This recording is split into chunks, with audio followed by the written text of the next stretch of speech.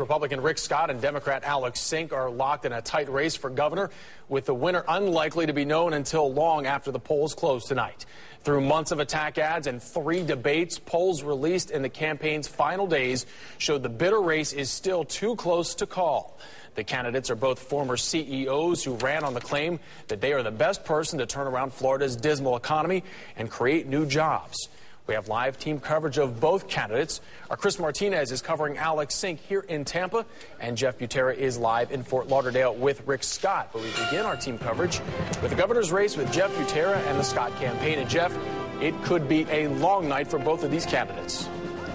Which is one of the 2 things I think that is very fascinating about this, Jamison, is how close this race is right now. If you believe polls, and some people don't, but if you believe them, this race is deadlocked right now. Some polls show Sink ahead, some polls show Scott ahead. If you asked 100 people, I bet 50 would say Sink will win tonight, and 50 would say Scott would win tonight. Perhaps that's how they will vote as well. The other fascinating thing has to be the characters in this race. If Alex Sink wins, she becomes the first female governor in Florida's history. If Rick Scott wins, he goes from a relative political unknown to the most powerful person in the state. He was only known in the political world for the most part for opposing President Obama's health care plan. He actually started a group called Conservatives for Patients' Rights that opposed the government option in President Obama's plan. He successfully defeated that, then declared for governor, beat Bill McCollum in the GOP primary, and tonight it's the general election. He's a couple hours away from possibly becoming our state's governor. He has at least 1 vote, his own. He voted in Naples this morning, where he lives with his wife of 38 years,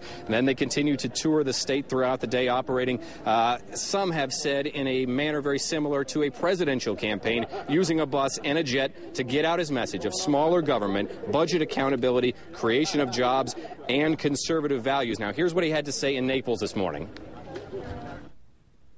This race is about jobs. We need jobs in the state. I'm going to be the jobs governor. I'm going to get the state back to work, and that's my whole commitment. And tonight, he will be here in Fort Lauderdale. I'll set the scene for you. Directly behind our camera is a pool. Directly behind me is a podium where Mr. Scott will speak later tonight. I can tell you 2 things that are different from most election rallies. 1, it's outdoors. Normally, it's in a banquet hall. And 2, supporters are already here. Normally, they only come till after the polls have closed. They were here at 5 today. I also just talked to a Rick Scott campaign worker who says that they're about to do some speech work upstairs here at the hotel. We're live in Fort Lauderdale. I'm Jeff Butera, ABC Action News.